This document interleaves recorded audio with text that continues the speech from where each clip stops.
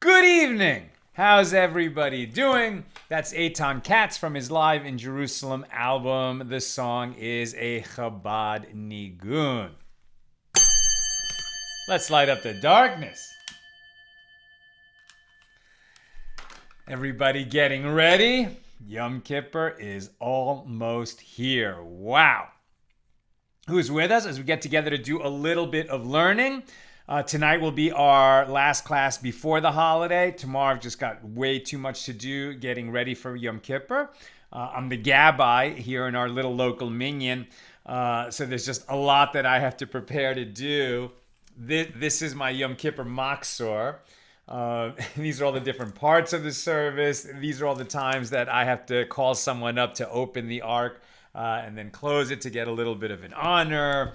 We auction aliyahs, so I have to have little preparation of, a verse from each Torah portion, so that I can, it's part of our fundraising for the minyan. So there's just a lot to do tomorrow getting ready for the holiday. So we won't have a class tomorrow, Wednesday. Thursday is Yom Kippur, and then we'll be together again on Friday at the regular Friday time, which will be noon Pacific, and then we'll make up the 3 pages, the 2 that we missed on Friday's page as well. Who's with us as we get together to do some learning, the last learning together before Yom Kippur?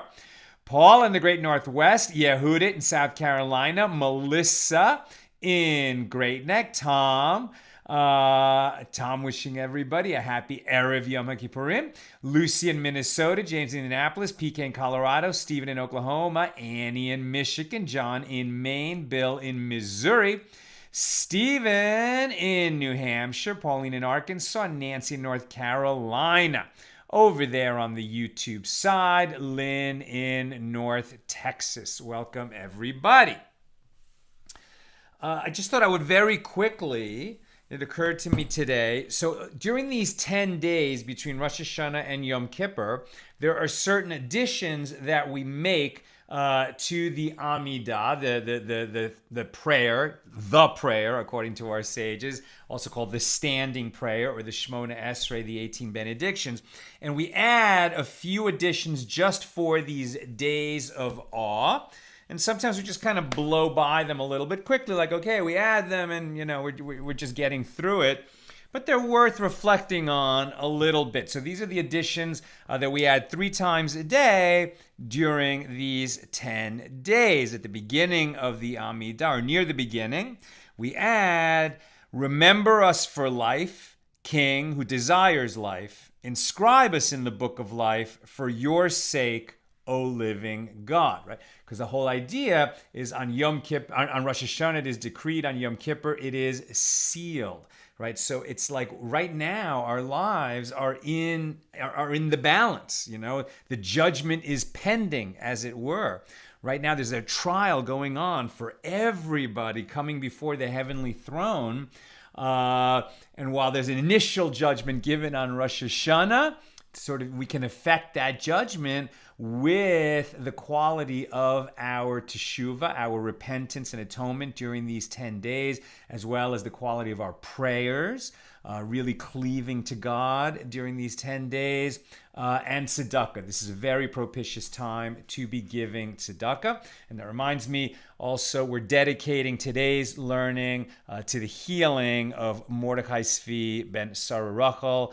May have a complete healing, and may we only hear good news, and we say Amen. Okay, more additions to the Amidah this week. Who is like you, merciful Father, who in compassion remembers his creatures for life.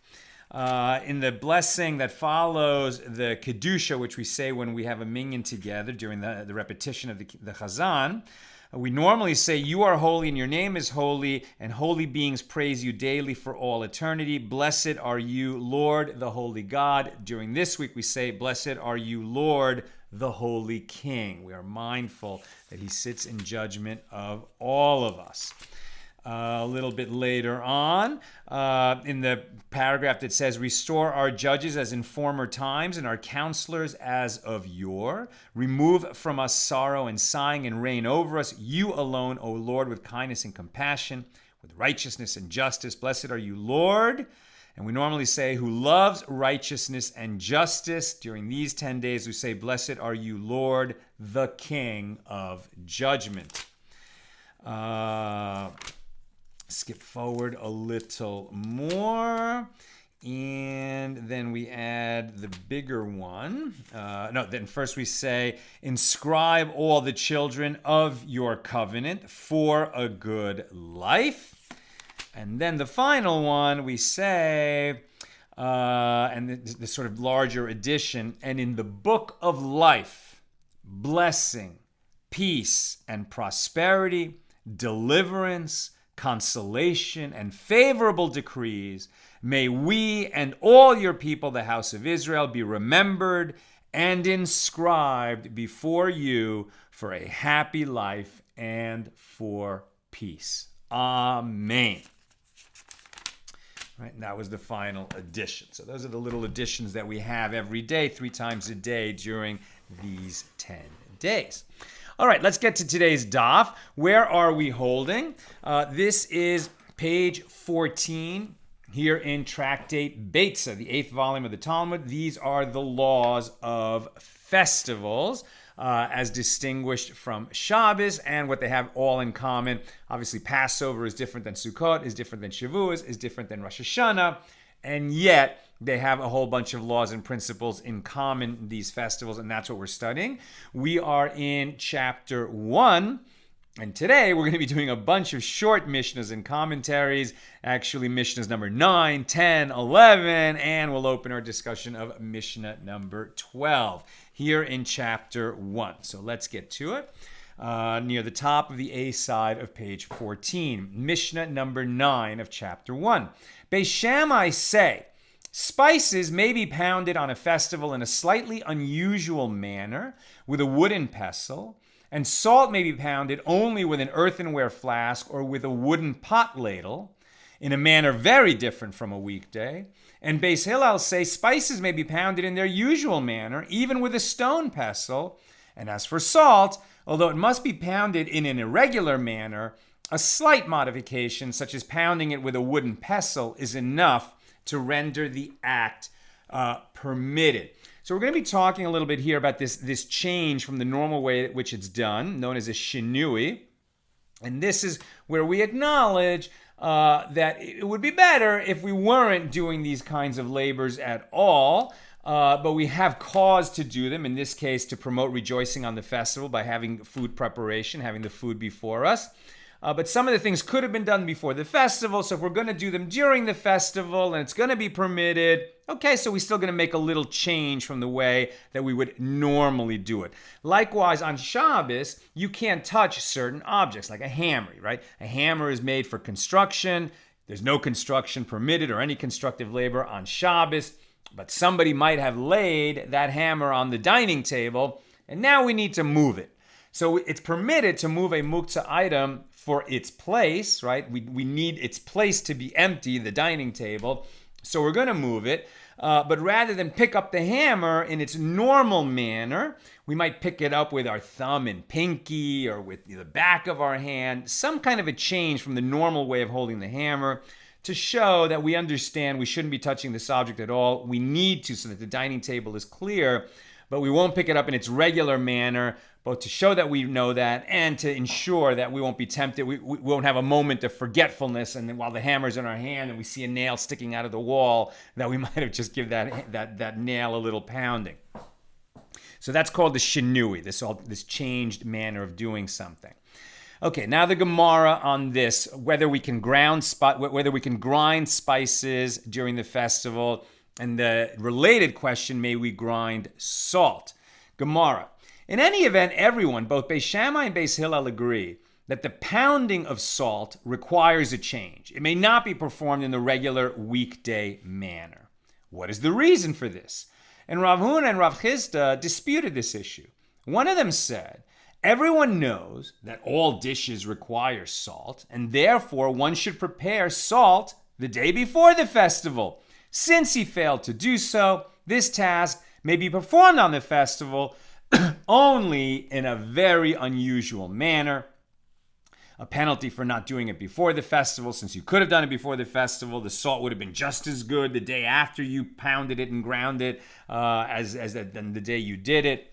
But not all dishes require spices, and therefore it is possible that on the day prior to the festival, one was not aware that he would require spices on the festival. So it is possible that, the need to grind the spice arises during the festival. You didn't know you were going to need that spice before the festival. And so it really is inherent to food preparation, the grinding of spices. And so you can just do that in the normal manner. And the other sage said a different reason. All spices lose their flavor, and they cannot be prepared ahead of time. And salt does not lose its flavor, which means one could have prepared it the day before. Since he neglected to do so, he may prepare salt on the festival only in this highly unusual manner of pounding and grinding. I think it's interesting that they say that all spices lose their flavor. Isn't that nice, right? Like, nowadays we go to the supermarket, we buy these containers of spices. They go in the spice drawer and they sit there for, weeks, months, maybe longer. But they felt, no, spices, they need to be absolutely freshly ground to be the most flavorful that they could be on the festival. Okay, so there's two different reasons given why salt is different than spices. One is you knew you were going to need salt on the festival. You should have ground it before the festival. And the second reason is spices are different than salt because spices really have to be fresh. Salt doesn't have to be fresh. So the Gemara asks, "My benehu, what is the practical difference between these two reasonings given for the difference between the treatment of salt and other spices?" So now that we've got two different philosophies, as it were, of why they should be treated differently, what practical difference does it make whether we subscribe to one reason or the other for the difference between them, between salt and other spices? And the Gemara answers, the practical difference between them is in a case where one knew beforehand which type of dish he wants to cook on the festival. Since he knew which spices he would require, he could have prepared them on the day before, and in which case spices are no different from salt, and one should be required to prepare the spices on the festival day in an unusual manner, grinding with a wooden pestle as opposed to a stone pestle, or some other change that from the normal way that you would do it. However, if the reason is that spices lose their flavor, the fact that he knew which dishes he planned to prepare is of no relevance because you want to grind them on the day anyway. Alternatively, there is a practical difference in the case of saffron, whose flavor does not dissipate over the course of a single day. Consequently, one who knows what dish he will prepare on the festival could have prepared the saffron on the day before. Rav Yehuda said that Shmuel said, all foods that must be pounded before being eaten may be pounded in their usual manner, and this applies even to salt. And the Gemara challenges this. But didn't you say that everyone agrees that salt requires a change? You can't pound and grind it in its usual manner. And the Gemara answers, well, he said this law in accordance with the opinion of that Tana, that rabbi of the Mishna, as it is taught in a Beitzah, that Rabbi Meir said, Beis Shammai and Beis Hillel did not disagree in the case of foods that are regularly pounded. They both maintain that they may be pounded in their usual manner, and salt can be pounded together with them. They disagreed only about whether it is permitted to pound the salt by itself. As Beis Shammai say, salt may be pounded with a flask and with a wooden pot ladle for roasting, i.e. in small quantities, as one does not require much salt for roasting meat. But it may not be pounded in large quantities required to salt meat for a cooked pot. And Beis Hillel say, it may be pounded by anything. And the Gemara expresses surprise at this last statement. By anything? Can this enter your mind? How can Beis Hillel say that one may pound salt in any manner when it has already been established that everyone agrees that this may be performed only in an unusual manner. Rather, say that salt may be pounded for anything, not by anything, but for anything, whether it is a small quantity for roasting or a large quantity for salting meat. What is the law on these questions?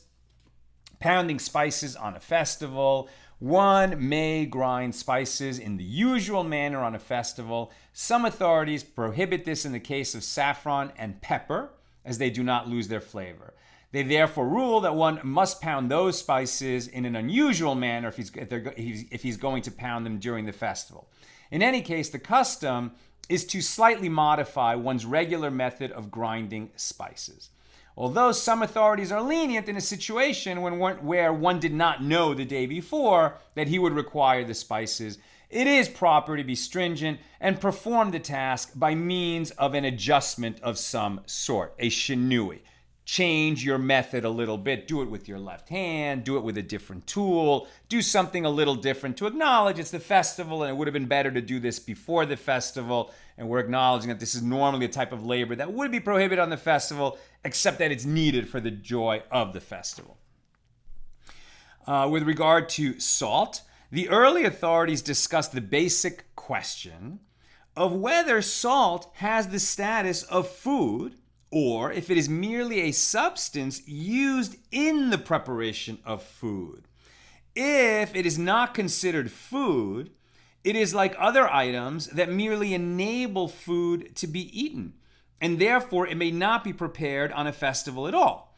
If it is food, there is no reason that one should have to change its manner of use, as all food may be prepared in the usual fashion on a festival. And they explain that since large quantities of salt are typically pounded all at once, doing so has the appearance of a weekday activity, and therefore one must adjust his method of pounding on the festival. And the law about pounding salt, one may grind salt on a festival only by tilting the mortar and pestle on its side or by using a bowl, which represents a significant modification in the way that it is normally done. And this law is in accordance with the opinion of Beis Hillel, as exemplified by Rav Acha and Rav Sheshas. That concludes our discussion of Mishnah number 9. We go to the B side of page 14, and we go to Mishnah number 10.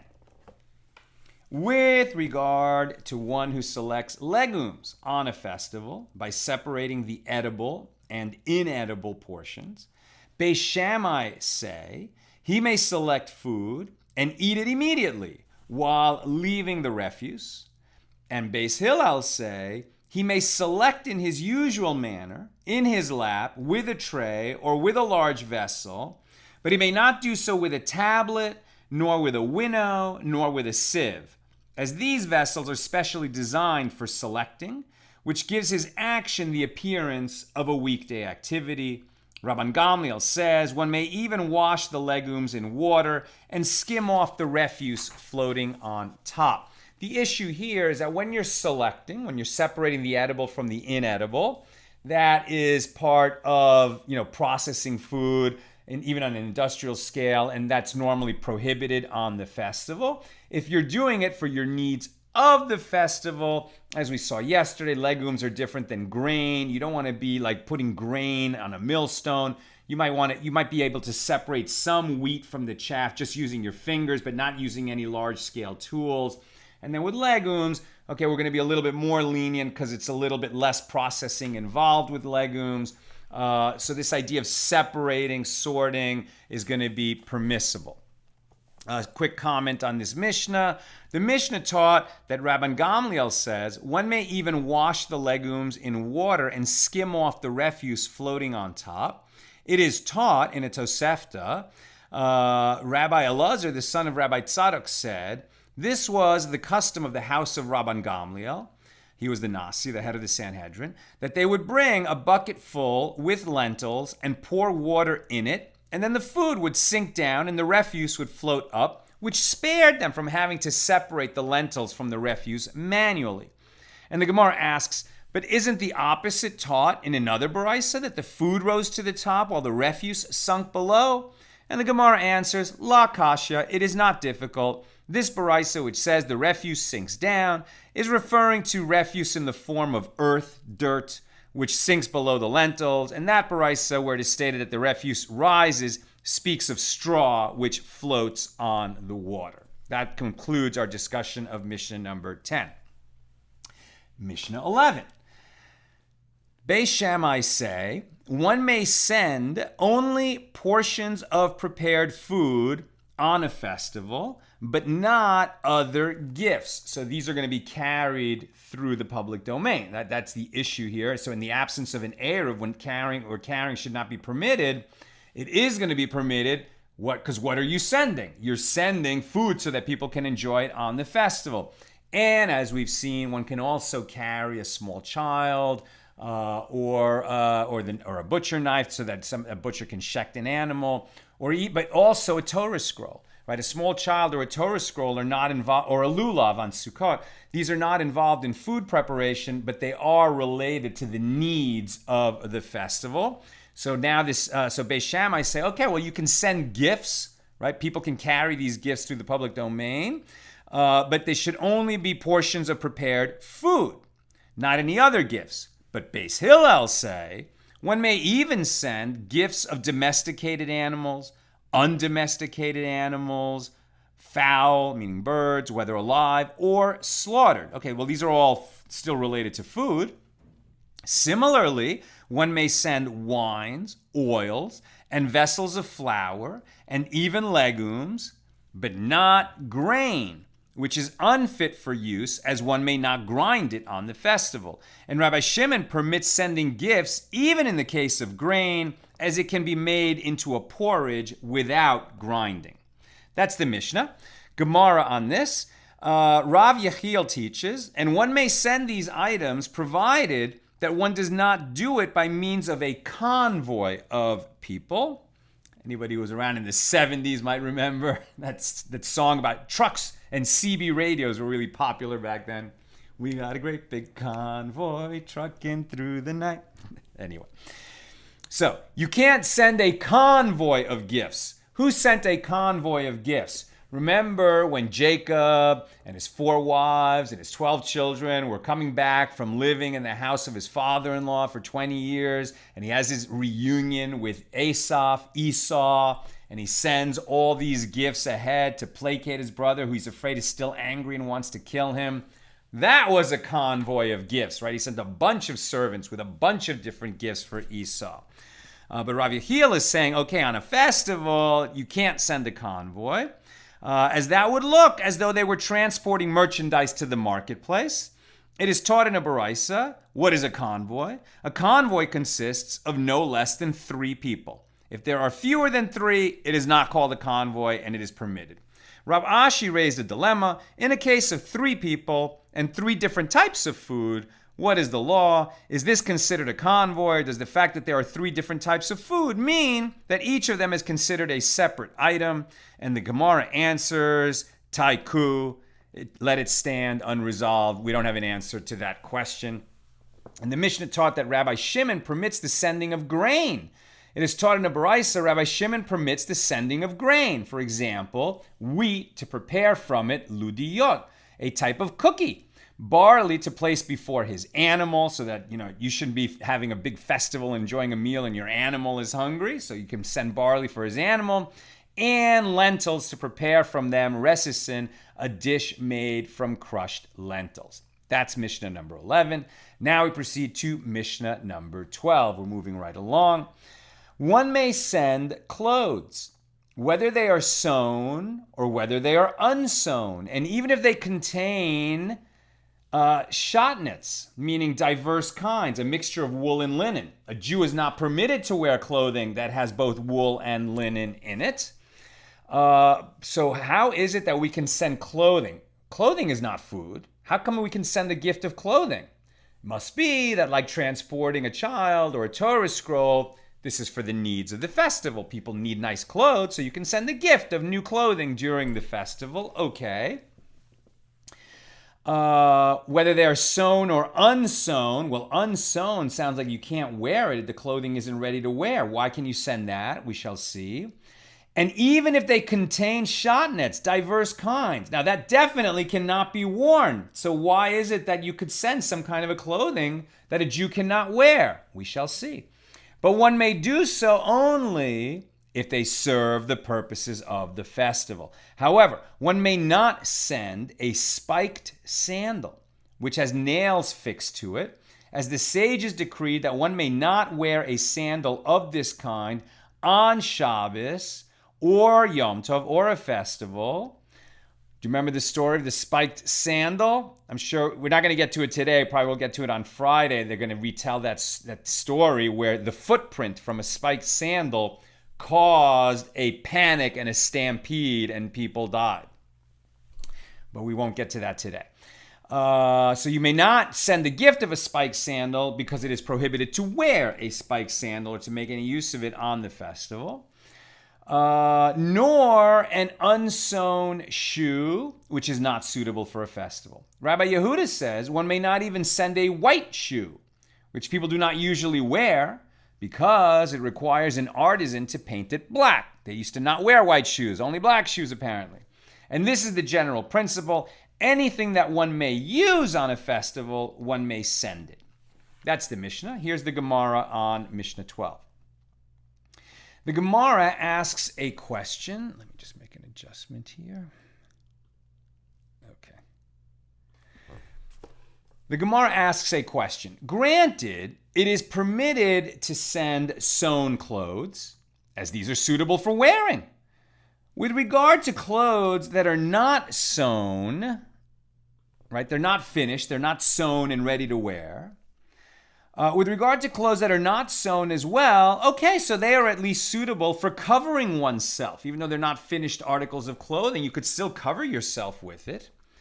But in the case of clothing that contains shotnets, diverse kinds, a mixture of wool and linen, for what use are they suited? These clothes may not be used on the festival. You said the spiked sandal may not be sent as a gift on the festival because no one is allowed to wear it. Well, no one's allowed to wear shotnets. Why is it permitted to send such a thing? And if you say that clothing that contains shotnets are suited for one to place underneath himself, you're not wearing it, you're just going to sit on it. But isn't it taught in a Beitzah, Leviticus 19:19, neither shall there come upon you a garment of diverse kinds. And this verse teaches that one may not wear this garment, but by Torah law, you may spread it beneath you. So by Torah law, you can sit on shotnets. However, the sages said, they issued a rabbinic decree, it is prohibited to do so. It is prohibited to sit on a clothing made of shotnets, lest a thread wind itself around his flesh and he will come to actually be wearing it. This shows that the sages prohibited even spreading underneath oneself a cloth that contains a mixture of wool and linen. So you're not even allowed to sit on it. Why is it that it's permitted to transport it through the public domain and send it as a gift on the festival? And if you say that the allowance of cloth of diverse kinds is referring to a case where there is something separating between them, i.e., one may place a garment of diverse kinds beneath an other object. It's almost like you're going to use this shotnets garment as a ground cloth, and then you're going to put some other cloth on top of it, which is permitted to sit on, and then you're going to sit on that. Okay, so is that permitted? Is that the reason we can send this cloth with shotnets in it? If you say that, but didn't Rabbi Shimon ben Pazi say, and Rabbi Yehoshua ben Levi said, that Rabbi Yosef ben Shaul said, that Rabbi Yehuda Hanasi said, in the name of the sacred congregation in Jerusalem, that even in a case of 10 mattresses placed one on top of the other, and a cloth of diverse kinds is underneath all of them, it is prohibited to sleep on top of them. This is like the Princess and the Pea. If there's shotnets under 10 mattresses, you are not permitted to sleep on top of the 10 mattresses. It is prohibited to sleep on them, as it is stated, Leviticus 19, neither shall there come upon you. Now, it seems like there's no danger that a thread from that shotnets cloth is going to end up wrapping itself around a part of your body, But somehow being above that cloth, it's like, you're resting on it. It's of use to your body in that sense. And they prohibit it. Rather, the Mishnah is referring to a curtain of diverse kinds, which may be hung up, as it is not an item of clothing and the human body is not resting on it in any way. Well, the Gemara challenges this. But didn't Ula say, for what reason did the sages say that a curtain is ritually impure, i.e. that it can contract the impurity of a vessel despite the fact that it is not directly used by people? A curtain can contract tuma. It can become ritually impure, even though it's not a vessel. Normally, just vessels can become impure, like food becomes impure or people become impure. Why can a curtain become impure? And clothing can become impure. Why? Why the curtain? Because the attendant warms himself with it. Since attendants sometimes use curtains as makeshift blankets when they are cold, a curtain may not be made from a mixture of wool and linen. So of what use is this, and I'm almost done, so put in questions or comments, of what use is this clothing or this cloth that is a mixture of wool and linen, that it's going to be permitted to send it on a festival somehow to benefit people for the needs of the festival, and yet you can't wear it, you can't sit on it, you can't make a curtain out of it, because sometimes people will take a curtain and wrap themselves in it. So of what good is it that it must serve some purpose so that we're also allowed to send it through the domain on a festival? Rather, it is referring to hard clothes upon which it is permitted to sit, even if they are a mixture of wool and linen. And this is in accordance with the opinion of Rav Huna, the son of Rav Yehoshua, who said, with regard to this hard felt material, which is produced in the town of Neresh, it is permitted to sit or recline on it, and one need not be concerned about the fact that it is a mixture of wool and linen. So what we have is we're not tying together linen and adding it as a fringe on wool. We're not weaving wool and linen together. It's felt, right? What is felt? It's like the scraps of various, textiles that then get pressed together and turn into some kind of a textile, but is not woven. It's pressed, right? And so this is an unusual kind of a mixture of wool and linen, and the kind of felt that they had at this time was so hard and stiff that no one would ever come to wear it, and it doesn't have loose threads that could somehow come to be wrapped around you. And Rav Papa said, with regard to felt socks, okay, so apparently you can wear it, there is no prohibition of diverse kinds regarding them because they are hard.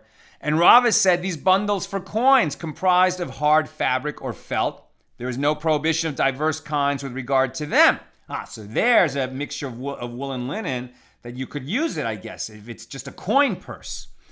However, with regard to pouches for holding seeds, there is a prohibition of using diverse kinds with regard to them, mixture of wool and linen, as they are larger and softer than both felt socks and hard bundles for coins. And Rav Ashi said both this and that have no prohibition of diverse kinds with regard to them, because using these items is not the usual manner of keeping warm. Even if these objects are placed close to one's skin, this is not the usual way of wearing clothing and warming oneself, and is therefore permitted. So what is the law after all of that? One may sit on hard felt, other hard garments made of wool and linen. However, one may not wear these clothes in accordance with the opinion of Rav Huna. So that's why it is permitted to send some kind of a cloth that is shotnetz through the public domain on a festival, because it's going to be used as a chair, right? That's the idea. It's only going to be used as a chair. It cannot be used as any kind of article of clothing. Okay, that's what I have today. Let us go to comments and questions. Sharon Frantbrooks. I never use my salt mill on Shabbos, just a shaker. Can I use a salt mill on a holiday? Well, from what we're learning here, it seems like you want to do it differently on the festival than you would do it at other times. But the issue really is about pounding salt, making a large amount of salt.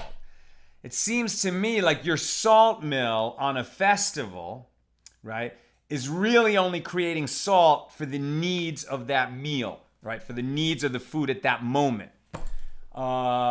So I think you probably could use it, but just to be on the safe side, instead of doing this, maybe you do a little shinui and you do it with the other hand, or you kind of hold it like in a weird way and turn it like that, something like that. But since salt doesn't change its consistency, maybe you could, grind some salt before the festival starts, put it in a bowl and use that. And then you're a little more machmir, a little more stringent. And it's like you dedicated yourself a little bit more to doing it right. I'm not a rabbi. That's just, how I would analyze that question. PK, beans can have rocks and dirt among them. Surely you can remove them. And that's what we saw. For sure you can remove them, right? And that water trick seems nice, right? Because the pebbles and the dirt will all sink. The legumes will be at a certain strata, and then above them, the twigs and leaves, and then you could separate it all out that way, and it'd be an easier way. Tom, is there a different word in Hebrew for convoy and caravan? So what was it that I was reading in English when they talk about a convoy?